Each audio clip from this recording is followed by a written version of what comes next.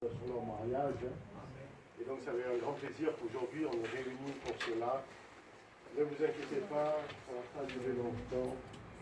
Mais j'ai quand même besoin de rappeler quelque chose, que ce soit à ce groupe qui demande la bénédiction de Dieu dans la réunion, comme aux personnes rassemblées ici. Donc j'ai dû comprendre, il y a peut-être des personnes qui n'ont pas encore connu le Seigneur, n'ont pas encore cette intimité.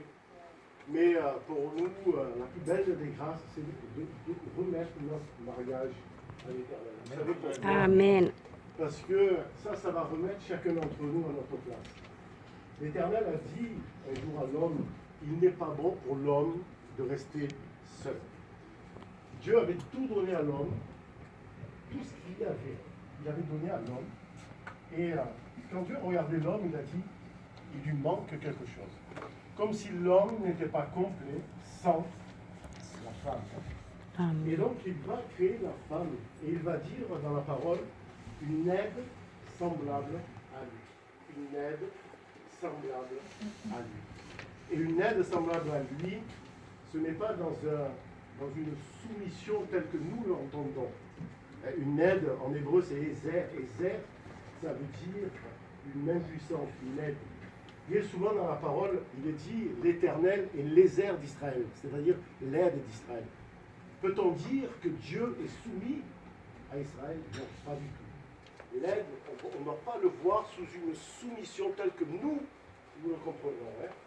Et donc, il va faire endormir l'homme. Comme l'homme, il a été tiré de la poussière de la terre. C'est pour ça que la femme est toujours plus coquette que l'homme, elle sent meilleure, parce que la femme n'a pas été tirée de la poussière.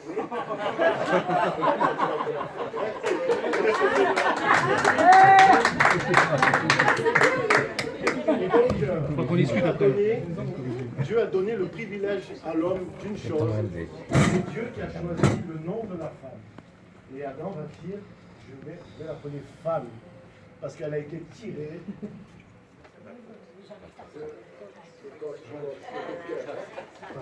Et donc, je vais l'appeler femme, parce qu'elle est chair de ma chair.